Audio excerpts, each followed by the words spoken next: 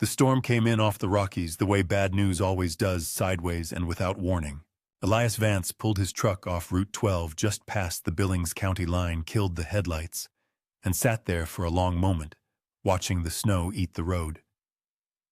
13 years since he'd last seen this stretch of Montana.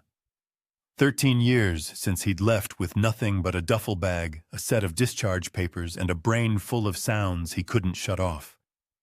Now Arthur was dead, and some suit in Helena had mailed him a letter telling him to show up at the ranch by 6 o'clock Friday evening. He was 20 minutes late. In the passenger seat, Havoc lifted his gray muzzle and sniffed the air coming through the cracked window. The old Belgian Malinois had been with Elias for 9 years, 2 combat deployments, 1 federal task force, and 3 moves across 4 states. His left hind leg was gone below the knee, lost to an IED outside Kandahar, the same night Elias had caught the shrapnel that left the scar running from his jaw to his collarbone. They'd both been medically separated. They'd both ended up in each other's company because neither of them had anywhere else to go. "Yeah," Elias said. "I smell it too." He put the truck in drive. The Vance Ranch. Arthur's ranch, he corrected himself, sat 3 miles off the main road behind a stand of blue spruce that the county had never bothered to thin. The house itself was a 2-story timber frame that Arthur had built with his own hands in 1974, back when he was still Captain Arthur, rather than Colonel Arthur, back before 3 wars and a Pentagon posting had turned the man's hair white and his laugh quiet. Elias had showed up on that porch at age 9, scrawny and feral, fresh out of a group home in Missoula. Arthur had opened the door, looked him up and down, and said, "You eat yet?" That was the whole interview. The driveway was lined with cars Elias didn't recognize. A black Escalade with Nevada plates. A silver Audi caked in road salt. A county sheriff's cruiser sitting off to the side like it was embarrassed to be there. Elias parked at the end of the line, clipped Havoc's harness, and they both stepped out into the cold. The wind hit like a slap. Inside, the house smelled wrong. It smelled like cologne and paper, and the particular airlessness of rooms where people are about to say things they've already decided. A gas fireplace burned in the living room Arthur had always hated. The gas fireplace had called it the lying hearth, and around the dining table sat 4 people who all looked up when Elias walked in. He recognized Valerie right away. Arthur's biological daughter was 51, sharp-faced, dressed in the kind of black that cost money. She'd visited the ranch exactly twice that Elias could remember. Both times she'd left within 48 hours. Both times Arthur had gone quiet for a week afterward. The man beside her he didn't recognize, but the cut of the suit and the way the man held his hands flat on the table told Elias everything. "Lawyer." "Mr. Vance?" The lawyer rose halfway, the gesture approximate the smile calibrated to convey just enough warmth to be legally defensible. "I'm Reginald Sterling. I represent the estate of Colonel Arthur Vance." He paused on the word estate like he was enjoying the weight of it. "Please sit." Elias didn't sit. He stood in the doorway with Havoc pressed against his left leg and looked at the documents laid out on the table, official-looking, notarized, multiple copies spread with the particular precision of someone who expected to be challenged. Sterling cleared his throat and began. The will was being read, he explained, pursuant to Colonel Vance's final instructions. The ranch, the land, the accounts, the timber rights, all of it was to pass to Valerie Ann Vance, sole biological heir, effective immediately upon the colonel's death 3 weeks prior. There was a cash bequest of $5,000 for Elias, which Sterling slid across the table in a sealed envelope with the manner of a man tipping a valet. Valerie didn't look at Elias once. "You need to vacate the premises by midnight," Sterling added, gathering his copies.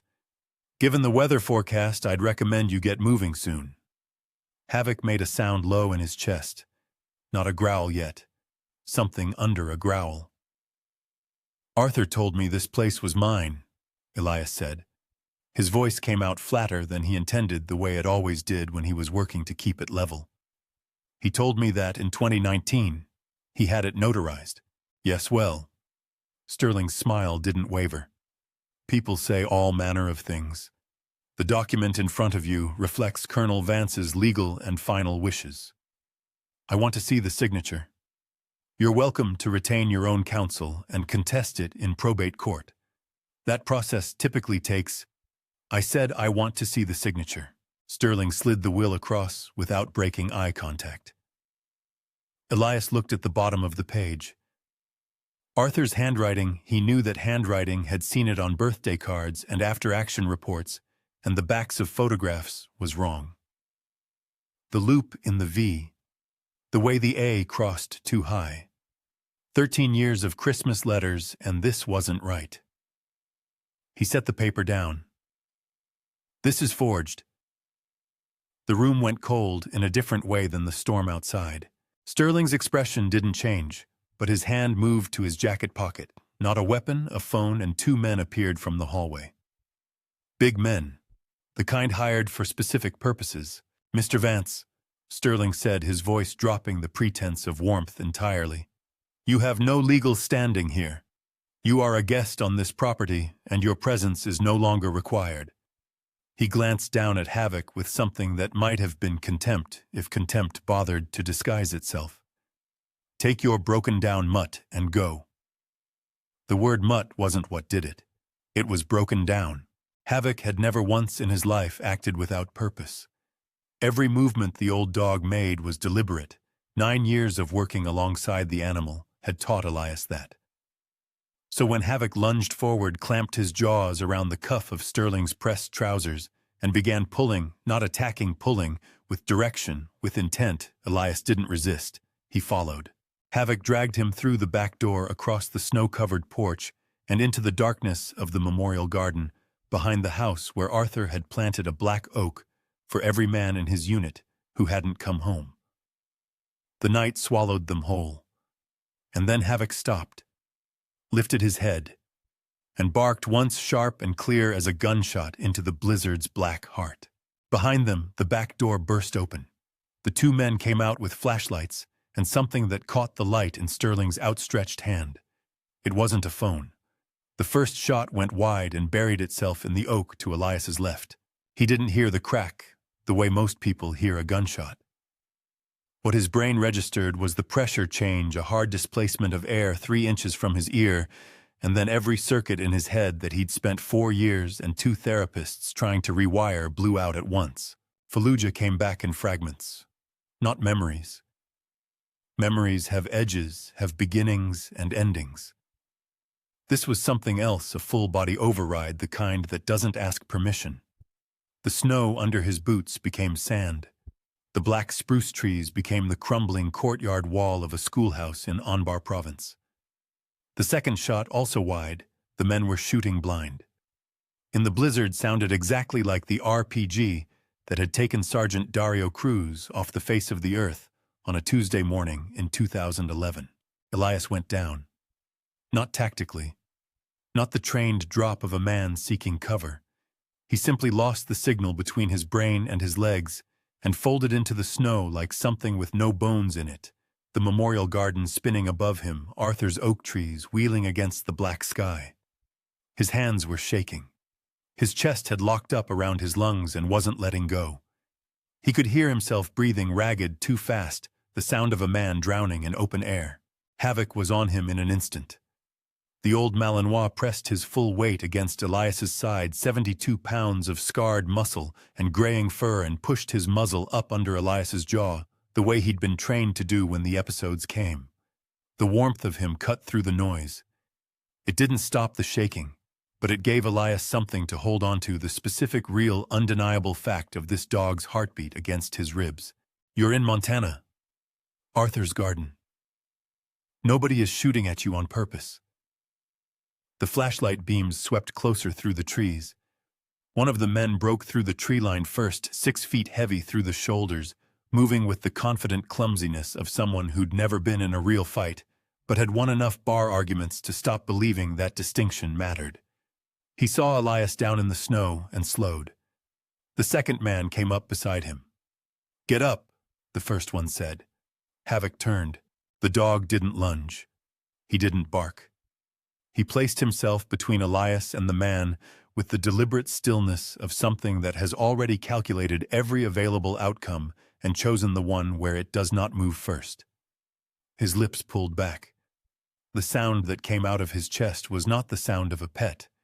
It was older than that something that lived in the part of the brain that still knew what teeth were originally for. The first man hesitated. The second one didn't. The kick caught Havoc across the left flank, a full-force punt boot leather into ribs, and the sound it produced was the worst thing Elias had ever heard in a life that contained some serious competition for that title. Havoc was thrown sideways into the base of the oak tree. He hit it hard enough that the snow fell off the lower branches. For one terrible second, he didn't move. From the back porch, Sterling's voice floated out over the wind, smooth and comfortable, as a man watching something he'd already paid for. Drag Vance to the road and leave him. The dog, too, if it's still breathing. Havoc got up. Not fast. Not without effort. He pushed himself upright on 3 legs. The prosthetic on his 4th had cracked against the tree, and stood there blood dark against the white fur of his chest, and looked at the man who'd kicked him with an expression that Elias in 9 years had never once seen on that face. It wasn't rage. It was patience. The specific patience of a creature that knows exactly what it is and is prepared to wait until you figure out what that means for you. Then Havoc turned away from the men entirely. He turned to the black oak, the oldest one, the one Arthur had planted in 1987, for a lieutenant named Graves, who'd died in Beirut, and began to dig. Not scratching. Not the casual pawing of a dog after a scent.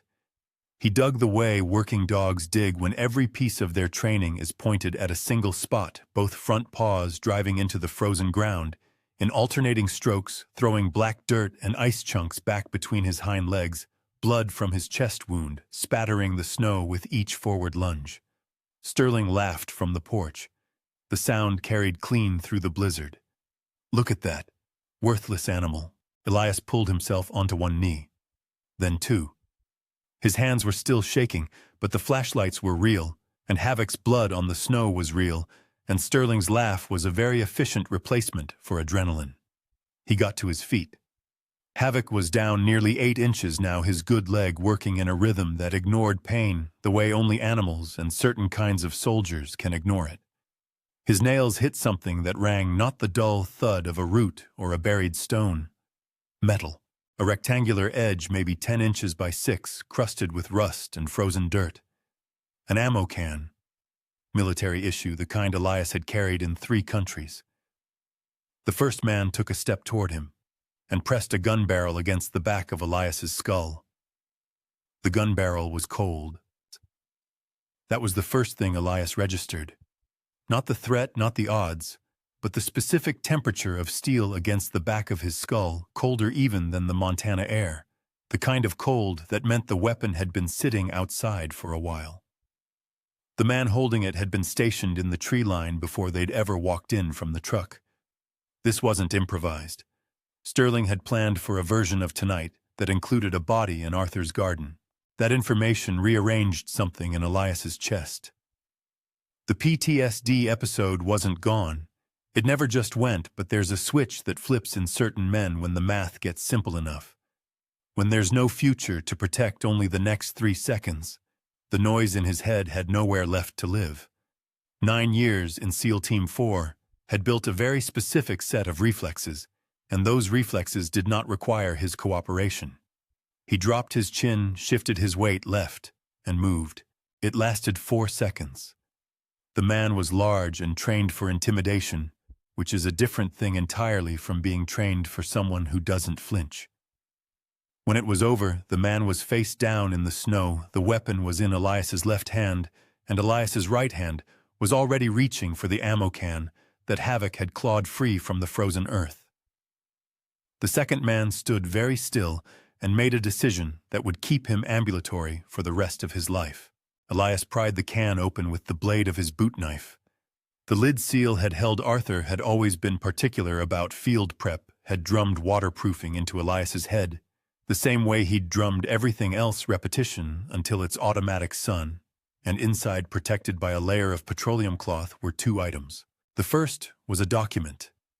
11 pages notarized in 3 places, bearing a certification stamp from a Helena law firm that Elias didn't recognize, and a county clerk's seal from October of last year. Arthur's signature at the bottom, the real one, the V with the right loop, the A crossing exactly where it always crossed, above 2 witness signatures and a date. Elias read the operative paragraph once, then again. The entirety of the real property known as the Vance Ranch, including all structures, mineral rights, timber rights, and associated accounts to be transferred in fee.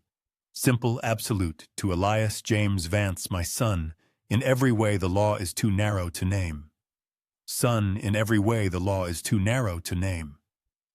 He had to stop reading for a moment.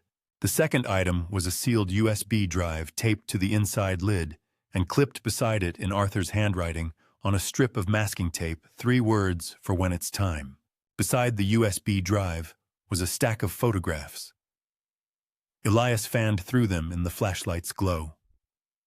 Sterling's face appeared in the first one, then the second, then across 8 more at what appeared to be a care facility in a back office. Hands on documents. Hands on a very old man who was not Arthur, but who shared the specific posture of someone who had stopped expecting help. Financial records. A county deed altered. A photograph of Sterling at a fundraiser with the county assessor, the two of them sharing the particular ease of men who've been doing business in the same back room for years. Arthur hadn't just buried a will. He'd buried a case file. From the house, Sterling's voice shifted, register still controlled, but the smoothness had cracked along one edge. Bring them in, both of them, now. New lights came on. Not flashlights, the exterior floods along the barn wall, the ones Arthur used during calving season. In their flat white glare, Elias counted 5 men spreading out across the garden's perimeter. Behind them on leash, leads held short and tight, 3 Dobermans hit the end of their leads hard enough to pull the handlers forward a step. Not guard dogs, attack dogs. The difference is in the eyes. Elias looked at Havoc.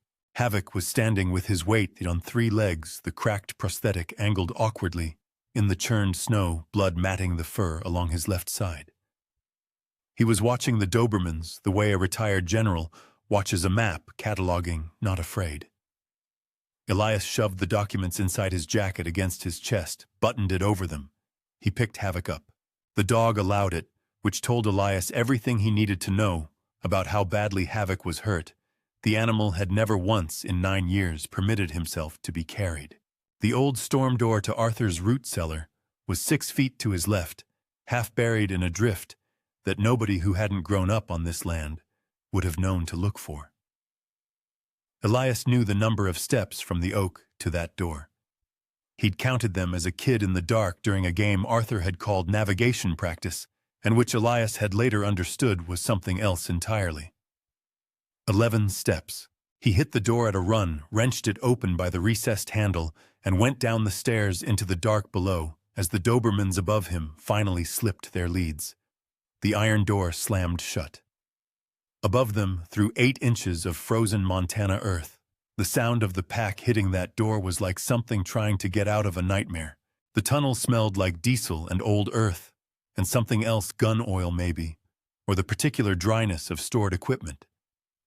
Arthur had built it in 1989, the same year the wall came down, back when a decorated colonel with 3 combat rotations and a long memory might reasonably decide that a man's home should have more than one exit.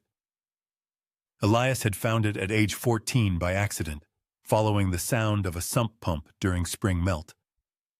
Arthur had sat him down that evening, spread a hand-drawn schematic across the kitchen table, and said, "This stays between us and God." Now Elias understood what else it had been built to hold. Along the left wall on shelving, Arthur had installed with the same methodical precision he'd brought to everything evenly spaced. Level anchored into the bedrock were 2 military-grade lanterns, a first aid kit, sealed in a Pelican case, a hand-crank radio, and a small electrical panel that Elias didn't remember from 14 years ago. Someone had upgraded this space recently. someone who knew he was running out of time. He set Havoc down on the one dry patch of floor he could find and cracked the pelican case open. Above them, the Dobermans hit the iron door a second time. The whole ceiling shuddered. Dirt sifted down through the planking in thin curtains. The door was rated, Arthur had told him that rated, for what Elias had never thought to ask, but the men up there had figured out by now that the handle was recessed, and it was only a matter of minutes before someone found a pry bar. Elias worked fast. He had field-dressed worse wounds than Havoc's, in worse conditions than this, and his hands stopped shaking somewhere between tearing the first strip of bandage and tying the second. What he couldn't stop was the sound he made when he pulled the fur back and saw the full extent of the damage from the kick, 3 ribs at minimum. The dog lay still through all of it. Didn't whimper. Just watched Elias's face with that particular Malinois attention that always made Elias feel like he was being read. "You're okay," Elias told him. The words came out ragged. "You hear me, you are going to be okay." He said it 3 times, which was 2 more times than he believed it. He pulled off his jacket and wrapped it around Havoc's midsection, knotting the sleeves underneath. It left him in a thermal shirt, in a tunnel that was maybe 40 degrees, but that calculation had exactly one correct answer, and he'd already made it. The iron door above them screamed on its hinges. They'd found the handle. Havoc's head came up. The Dobermans hit the stairs first. Elias heard the click of nails on the concrete steps. 3 animals coming down fast and loud. The kind of fast that means they've already been given a command, they know how to finish. He pulled back to the far end of the tunnel, positioned himself in front of Havoc, and understood with complete clarity that he was in a 12-foot-wide underground corridor, with no weapon, 3 attack dogs incoming, and a set of broken ribs on his only backup. Then Havoc stood up, not gradually, not with effort visible to anyone watching.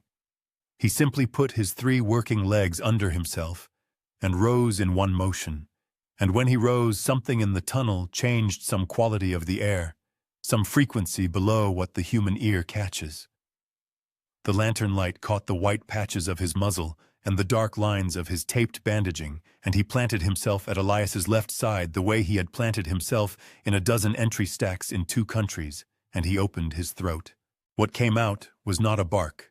It was not a growl. It was a sound that lived somewhere in the nervous system below language, below conscious thought, the sound of an apex animal announcing its category. A working canine at full voice in an enclosed concrete space is a physical event. Elias felt it in his sternum. The Dobermans stopped on the stairs. 3 animals bred and trained for aggression, and they stopped. One of them whined a high, involuntary note, gone as soon as it started. None of them came down the last 4 steps. Elias was already moving. The electrical panel had a single switch behind a red plastic guard labeled in Arthur's handwriting, EMRG lighting full array.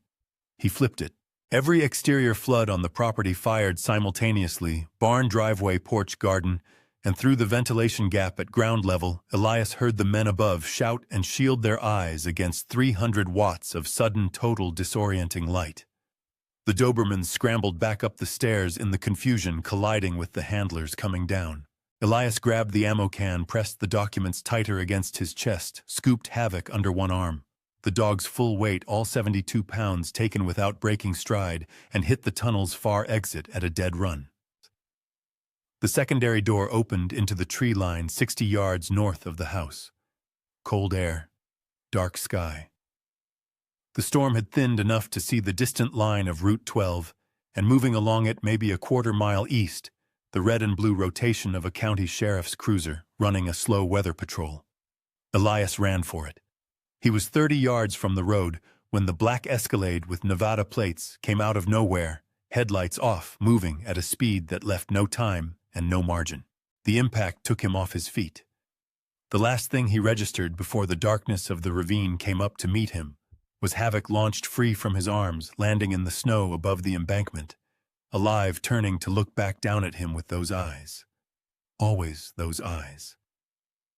The ravine was maybe 30 feet deep and full of snow that had drifted off the road embankment all winter, which was the only reason Elias Vance was still breathing.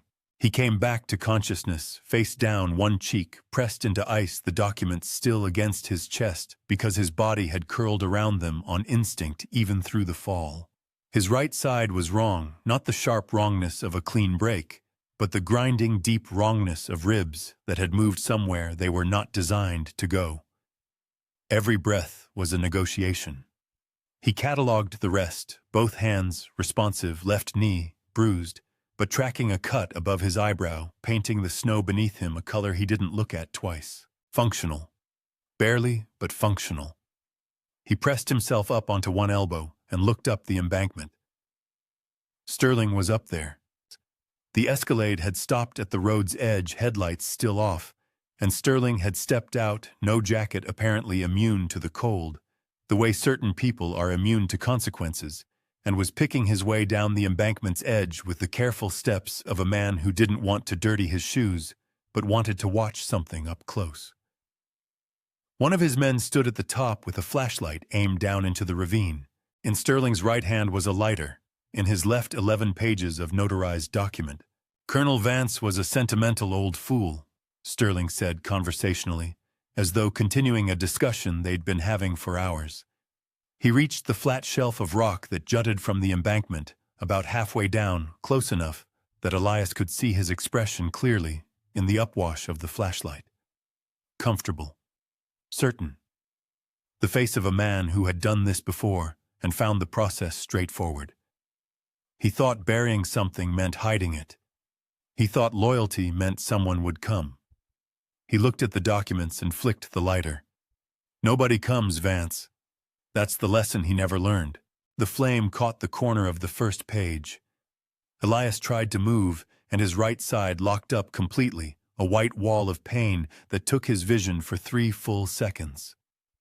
When it came back, the top 2 pages were a light orange eating up through Arthur's signature, through the county clerk's seal, through the words "son" in every way. The law is too narrow to name movement above and to Sterling's left, not from the road.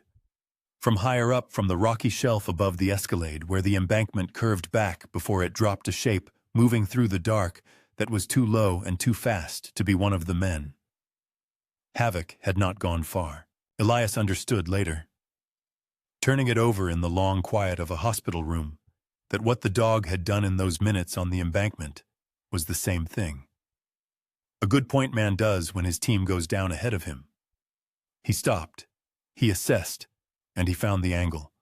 Havoc had worked his way along the upper shelf in the dark, 3-legged, bandaged, moving, with a silence that 9 years of field work had made automatic until he was directly above the rock shelf where Sterling stood. The drop was maybe 8 feet. Havoc took it. He came down on Sterling's extended arm, the left one, the one holding the burning documents, and the full weight of a 72-pound working dog landing at velocity does a very specific thing to a human wrist. Sterling screamed. The documents flew from his grip, the burning pages separating in the air, some of them catching the wind and rising, most of them dropping into the snow where the flame guttered and died against the wet. Sterling's other hand found the knife on his belt, an automatic motion unthinking the reflex of a man who'd prepared for this without ever expecting to use it. The blade caught Havoc across the left shoulder. Not deep, but it didn't need to be deep. Havoc dropped from Sterling's arm and hit the rock shelf and did not get up. He lay on his side, breathing. Elias could see his ribs moving from 30 feet below, and his jaw was still clamped, and between his teeth were 3 pages of Arthur's will soaked with his own blood, but intact, the notary seal clearly visible on page 7. He had not let go. Through the damage and the pain and the fall and the knife, that dog had not let go of those pages. Elias stopped being aware of his ribs. He was most of the way up the embankment when the sound hit, not from one direction, but from every direction at once, the kind of organized mechanical convergence that his brain catalogued before his ears fully processed it. Rotors, engines, radio traffic bleeding through on frequencies he recognized from a different life. The first set of headlights came from the east, moving fast and in formation. Behind them a second set. Then a third. Then blue and red strobes multiplying across the snowfield in both directions, like something coming awake all at once. Not county cruisers. The vehicles that stopped on Route 12 were black Suburbans with antenna clusters on the roof, and light bars mounted flush rather than raised the federal profile, the Beltway standard, the kind of fleet that doesn't get dispatched for a property dispute. Above them, dropping out of the overcast, a helicopter with no civilian lighting found a flat section of road and began to descend. On the side of the lead Suburban, barely visible in the rotor wash's kicked-up snow, 3 block letters, FBI. Sterling stood on the rock shelf with a knife in his hand and burning paper at his feet, and looked up at the road above him, and whatever certainty had lived in his face all evening left it entirely. What replaced it was smaller, much smaller.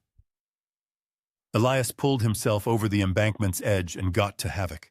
The dog's eyes found him immediately. Still present. Still clear. Still. And this was the thing that broke Elias open completely, that cracked every wall he'd spent 13 years building, still calm. Havoc looked at him the way he'd always looked at him, like Elias was the fixed point, the coordinate everything else was measured from. "I got you," Elias said. His voice was gone somewhere he couldn't locate. "I got you, brother. Don't you move." Havoc's tail moved once against the rock. Faint. Definite. From the ammo can still on the road, where it had landed after the impact, a small LED had begun blinking red.